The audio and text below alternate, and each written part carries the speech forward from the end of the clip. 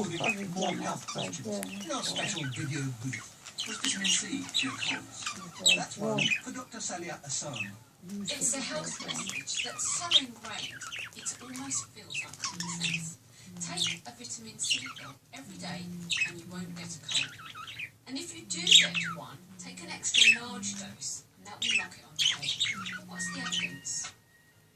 We have chemist Linus Pauling to thank for the idea, which he pursued in the 1970s. And since he had not one Nobel Prize but two, people listened. But his claims that after your symptoms appear will see off the cold.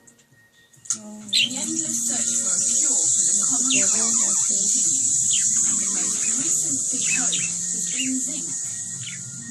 Research shows that taking zinc lozenges can have a moderate effect by reducing how long your symptoms last and how bad they get if you start taking the supplements within the first 24 hours of your symptoms appearing.